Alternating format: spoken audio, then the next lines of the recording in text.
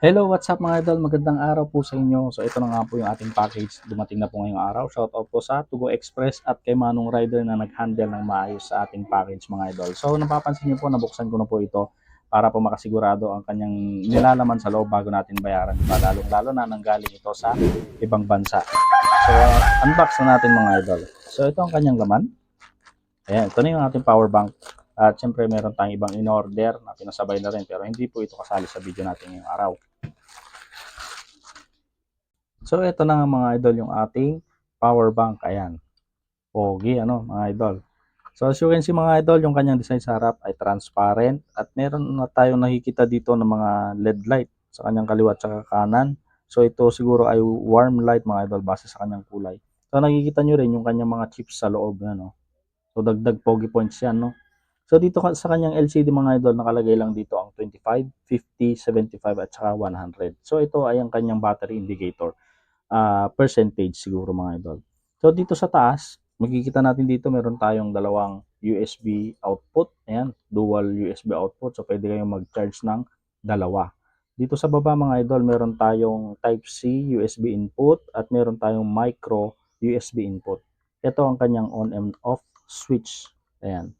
Ang tanong idol, ilang milliamperes naman yan? Okay, ito mga idol ay nakadepende sa capacity na ilalagay nyo. Kasi ito ay replaceable battery mga idol, which is a very good thing or isang thumbs up para sa akin dahil hindi na tayo mamroblema sa baterya, sa mga bloated na baterya ng mga power bank. Dahil dito mapapalitan nyo na ang inyong baterya mga idol. So ang battery na gagamitin natin dito ay 18650 na battery. Yan.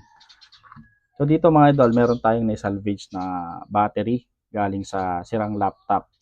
So kung wala kayong may salvage na battery galing sa mga sirang laptop mga idol, ay pwedeng-pwede po kayong umorder sa Shopee ng mga 18650 na battery. Ang may recommend ko sa inyong mga brand mga idol ay Panasonic at saka Samsung dahil ito ay merong capacity na 3,400 milliampere. So kung kailangan yung battery mga idol ay 3 piraso na baterya na 18650.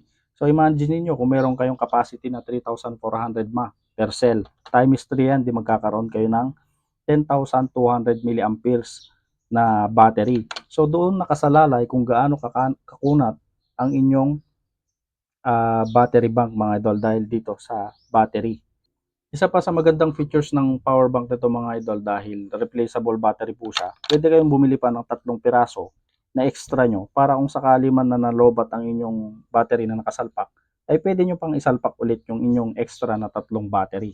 Lalong-lalo na maganda ito mga idol sa mga nagka-camping dahil wala silang mapag-chargean at kailangan nilang mag-charge ng kanilang cellphone, wala silang pag-chargean ng kanilang power bank at meron kayong extra na 3 pang battery.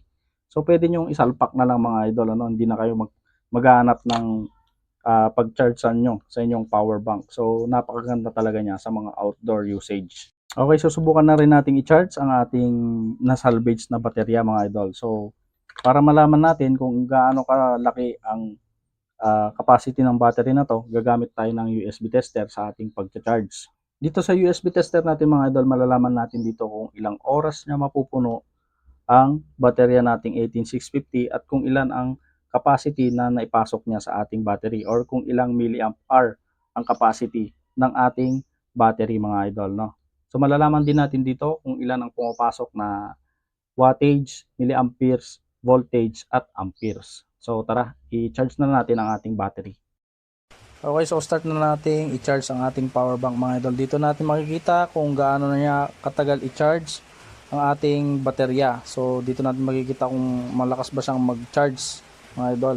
So ito, start tayo sa 25%. Ayan, nagbi-blink siya. So dito mga idol, makikita natin dito ang volts, amperes at saka oras ng ating charging time at wattage. So ayan, meron tayong 10 watts, watt hour at saka milliamp hour. Okay, time check tayo mga idol dito sa ating pag-charge ng ating power bank. So nasa 100% na tayo, nagbi-blink na. Dito sa ating watt meter, ay USB tester, ayan. So meron na tayong 2 oras at 5 minuto. So pansinin niyo yung voltage ng ating input mga idol, 5.6 bumaba na siya. At pati yung kanyang wattage, ayan 6.4 watts na lang. Di gaya kanina nasa 10 watts. So bumababa na siya. Pati kasama na yung kanyang amperyahe, 1.27 amperes na lang. Kasi siguro malapit nang ma-full charge to. So ang pumasok na sa ating baterya ay 20.16 watt hour at ang ating milliamperes ay 3,946 milliamperes or 3 ah. So papunta na siya sa 4 ah. So konting oras na lang to mga idol, mapu-full charge na. Okay, yan. So tapos na tayo mga idol. So naka-steady na sa 100% yung ating power bank. Tingnan natin sa ating USB tester. Ayan. So umabot tayo mga idol ng 4 na oras at 5 minuto sa pag-charge ng power bank natin ng battery niya. At nakita natin dito sa kanyang wattage 00 na po. Ibig sabihin stop na ang kanyang charging. So umabot tayo sa ating watt hour ng 25 at ang ating milliamp hour ay 5,055 milliamp hour. Ibig sabihin 5 ah po yan. Okay, so full charge na ang ating battery bank mga idols, no? So base sa ating USB tester, na full charge ang ating power bank sa loob ng 4 na oras at 5 minuto. At ang pumasok sa kanyang battery mga idol, ang pumasok na milliamp hour sa ating battery ay 5,055 milliamp hour. Ibig sabihin 5 ah. So kung i-divide natin mga idol ang 5,055 milliamp hour sa tatlo, dahil tatlong battery ng ating power bank, ay makakakuha tayo ng 1,685 milliamp hour per cell. So yun ang milliamp hour ng ating battery per cell mga idol, ano.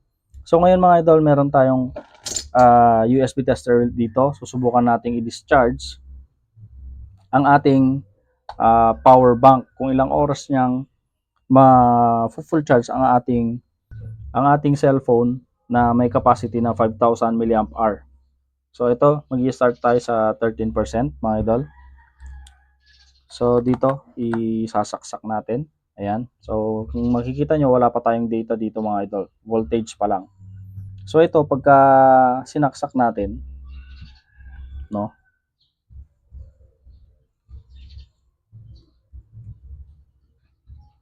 Ayan, charging na tayo. So dito mga idol, meron na tayong data dahil nakasaksak ng ating cellphone. Ayan, so meron na tayong 4 watts na pumapasok at 0.98 amperes at 5 volts. So start na tayo ng ating pag-discharge. So titignan natin dito kung ilang oras niyang mapupuno ang ating cellphone na may capacity na 5,000 milliamp hour. So balikan ulit natin ito mamaya mga idol. Okay, time check tayo mga idol, no? So check natin kung ilang percent ang naipasok niya. So nakapagpasok siya ng 88%. So nag-start tayo ng 13%, nakapagpasok siya ng 75% sa ating cellphone. So dito mga idol, makikita natin nag-blink na siya sa kanyang 25%. Ibig sabihin, kalobat na ang ating battery. So na-charge niya ang ating cellphone sa loob ng 2 hours and 38 minutes. Nakapagpasok siya ng 75% sa ating baterya. So ang napasok lang niya mga idol ay 2,612 milliamperes. Pero ang charging natin kanina, kung maalala nyo, ay nakapagpasok tayo dito sa ating power bank ng 5,055 milliamperes. So hindi siya accurate mga idol, hindi natin nakuha yung kabuuan ng 5,000 milliamperes. Kalahati lang po ang nakuha natin. Dahil mga idol, ang ating battery na ginamit dito ay salvage na battery lamang galing sa sirang laptop. So kung kayo ay makakabili ng bagong battery ng mga nabanggit nating brand kanina na Samsung, Panasonic or Litokala, ay sigurado makukuha nyo ang tamang milliamperes or laman ng inyong battery. So yun ang kinaganda nito mga idol, kasi replaceable battery siya. Makakapamili kayo kung ilang milliamperes ang gusto nyong ilagay sa inyong power bank. So dito mga idol, medyo mabagal siyang mag-charge kasi nakapagpasok lang tayo ng 75% sa ating cellphone sa loob ng 2 oras at kalahati. So testingin naman natin mga idol ang kanyang ilaw, no. So dito, meron siyang 4 na mode sa kanyang ilaw. So sa pag-access ng kanyang ilaw mga idol, double click lang yung kanyang power button. Ayan. So ito ang unang mode niya mga idol, no? So dim light lang siya. So isa, dalawa, tatlo. At yung kanyang pang-apat mga idol ay SOS, which is napakaganda talaga mga idol para sa mga outdoor activities, no? Kaya meron siyang SOS. So, paano i-off yan? Double click lang natin yung kanyang power button. At isa pang maganda dito mga idol, gagana siya kahit isa lang yung kanyang baterya. So, napaka-astig talaga nito. Ito talaga yung isa sa nagustuhan ko sa power bank na to mga idol. Gagana siya sa isang baterya lang. Yun nga lang, siyempre, kung gagamitin nyo siya sa kanyang power bank, ay siyempre, maliit lang po yung capacity na makukuha nyo dahil nakadepende lang sa inyong battery. So, kung isa lang, konti lang po yung may charge na sa inyong battery mga idol. So, payo ko lang mga idol sa mga nagbabalak na bumili nito. Siguraduhin nyo mga idol yung gagamitin yung baterya, yung 18650, siguraduhin yung bago at saka branded para sulit yung mailalagay yung laman ng inyong power bank mga idol. Kasi ito kapag ka naisara nyo na yung kanyang cover, medyo mahirap na siyang baklasin. Pero mababaklas naman mga idol. Yun nga lang, para sulit yung inyong power bank, ay gamitan nyo na lang po ng brand new 18650 na baterya. So sa mga gustong bumili nito mga idol, nabili ko to kay DIY More sa Shopee. Ito ilalagay ko na lang po dito sa screen yung kanyang page kung saan yung pwedeng bilhin. So yun lang mga idol. Sana nagustuhan nyo ang ating video ngayong araw. Like and subscribe mga idol para lagi po kayong updated sa ating mga bagong videos at mag-comment na rin kayo sa ibaba kung anong gusto nyong i-video natin sa susunod na video tutorials natin or anong gusto nyong ipa-review mga idol. Basta kayang-kaya ng bulsa, go natin yan. So, ingat!